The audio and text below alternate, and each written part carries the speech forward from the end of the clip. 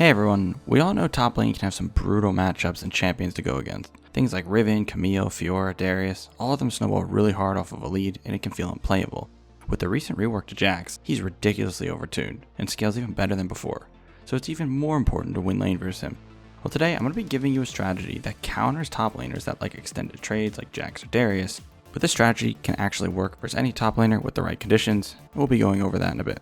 I'm going to be using a game from my Smurf in low plat high gold elo to show you how well it works in your own elo. So let's get started. The matchup I'm playing is Poppy versus Jax. Poppy works really well with this strategy. Poppy wants short burst trades, while Jax wants extended trades with lethal tempo and is passive. Don't worry if you don't play Poppy though, as the strategy can apply to anyone where you win the small trades and they win the extended trades. For example, Riven vs Camille, Riven vs Darius, any tank vs Bruiser, etc. Start off the lane, I hit a minion to get my grasp started, then as soon as Jax comes out of the brush and walks up to the wave, I try to walk up and hit him with grasp and Q. Since I'm in low elo, I'm not sure if the Jax understands how level 1 is supposed to go, but to my surprise, he does the right thing and goes in with his E and punishes my disrespect. He wins the trade, but that's fine, because the first step to this game plan is to make sure the wave is pushing to me anyways. Trading level 1 is okay, but be sure to not push the wave too hard. After that long trade though, I walk up and collect CS while Jax E is down. Now that it's back up, I need to make sure not to get in melee range of him again. But I'm going to be working on part 2 of the game plan whenever he isn't preventing me from hitting the wave. Part 2 is to thin the wave.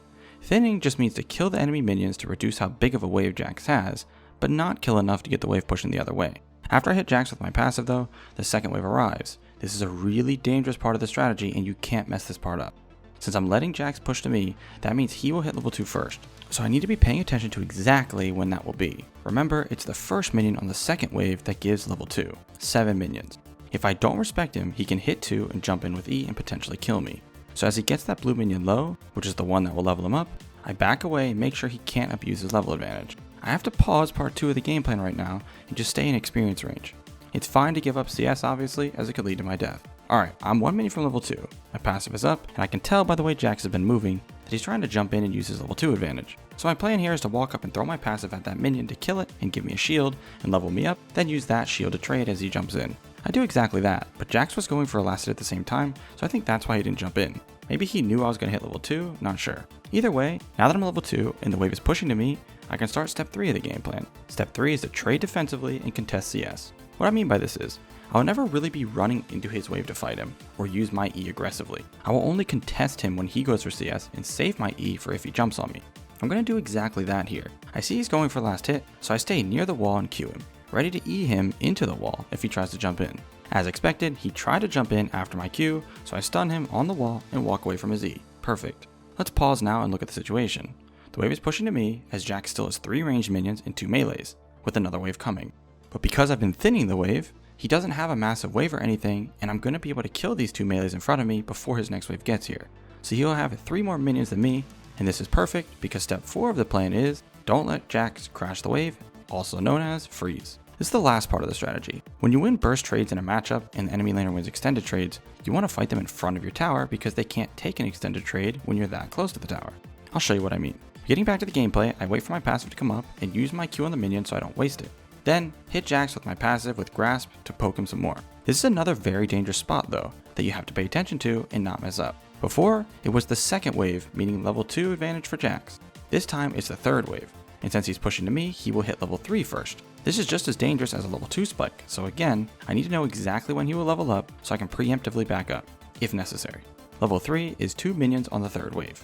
In this current scenario though, I'm winning really hard and have such a big health advantage, so even though I know this next minion will level him up, I contest and hit him with Q, but notice, it's still a defensive trade, as in I'm not using E to get aggressive or anything. If I used E on him here, he could actually kill me. After that trade, I just want to make sure his wave has at least 3 more minions than mine, and I can just last hit. This will make sure the wave stays frozen and pushing to me. He has really low health, so he'll be forced to recall and TP back in, or else he'll lose way too many minions walking back because of my freeze. If the enemy top has Ignite and is forced to recall like this, they basically already lost their lane. It's important to not get greedy and try to kill him in that last trade, since he was already in such a terrible spot. If I went in aggressively and I died, all my work is thrown out the window. He was either going to have to overstay and die to me, or take this bad recall like he did anyway. Before we keep going, I want to explain something really important here. This strategy is unique because freezing doesn't normally set you up to win trades. It actually does the opposite, because it gives the enemy laner the minion advantage, right? That's why you have to really understand how to trade with this kind of wave state. The entire goal is to have the wave in a spot where the enemy laner can't abuse their win condition of extended trades. So with step 2 of thinning the wave, we're going to be mainly killing melee minions that are hitting my ranged minions. Because if Jax tries to contest me doing that, I actually have the minion advantage in that scenario, since I'm too far from his wave. This is also why it's important to trade defensively, because if we get aggressive, we're going to be fighting him and his minions. Keep this in mind as you watch the next part, because it's basically exactly what I do. But anyways, Jax is going to TP back to lane, and I haven't reset yet, but I have enough HP that I can look to trade with him to make him use 1 or 2 potions, then I can recall and TP back with items and full potions. Notice when I go for this trade, I'm closer to my wave than his, and I only am contesting his CS with my Q, nothing more. I'm just saving E and W in case he tries to jump in. Now we're going to see another benefit of this strategy though.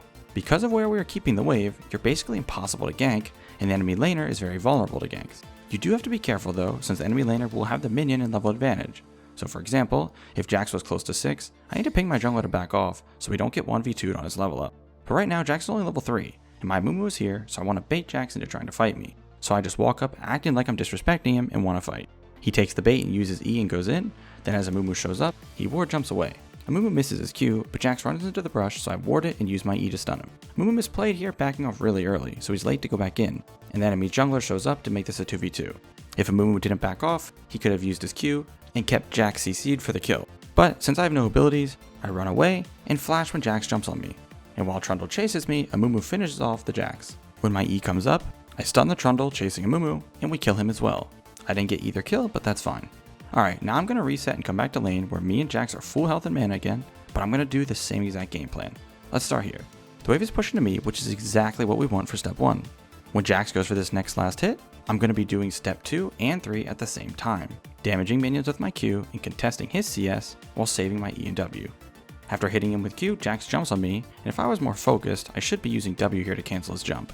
But I cut into my wave, and after he hits me with E, he backs off, so I hit him with my passive auto Sheen Grass proc.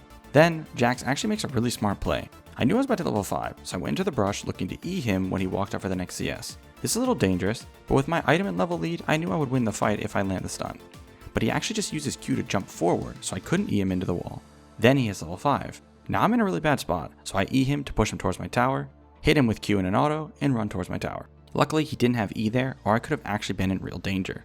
Either way, now the situation is perfect for me. The wave is going to be near my tower, so I just need to follow my game plan. Thin the wave, trade defensively, and freeze. I contest his CS with my Q, then try to hit him with a passive Sheen Grass proc again, but he uses E to dodge it and surprisingly jumped in. I didn't expect him to, so I didn't react to his Q again. Pretty bad of me, but I stun him, grab my passive shield, then hit him with Q. Notice, even after I took all of that damage, I'm still working on thinning the wave afterwards because I know he doesn't have any abilities up yet to stop me. I can't let him get too big of a wave, or I won't be able to prevent the wave from crashing. Now as the cannon gets low, I use my passive to grab it and get a shield, then walk up and hit Jax with my Q. He's again in a terrible spot. He either has to take a bad recall or overstay and potentially die. But then I hit level 6. My Q isn't up yet, so I wait a few seconds, then look to kill him, but he starts running away. I use my E on a minion to get close to him, then use R and Q, then walk out of his stun, and run him down while waiting for my passive auto, which I use to finish him off. Alright guys, so as you can see, this strategy works really well versus anyone that has better extended trades than you. Every part of the game plan is important though, and you really have to be careful when they're near level ups, as that can lead to your death if you aren't paying attention. And if you really want to fast track your improvement, then head on over to our website skillcap.com. Take our brand new Master in Minutes course on CSing. Each video in the course teaches you one concept in less time than it takes to start a game of League of Legends. So while you wait for your next game, you can learn breakpoint patterns, last hitting under tower, optimal settings, the list goes on, all in just a few minutes to maximize your improvement rate. Once you're last hitting like a pro, hop into our Master in Minute course on wave control, trading, or warding. The list keeps growing as we add new courses each week. These courses have been getting 5-star ratings from all of our users, raving at how helpful they are. Seems too good to be true? Well, don't worry, we're backed by a rank up guarantee. If you don't significantly improve while actively using SkillCap, then you get your money back, no questions asked. We're the only service that can offer this because you'll actually see results. So what are you waiting for? Click the link in the description below and get the rank you've always wanted. Alright, thanks so much for watching, and we'll catch you in the next one.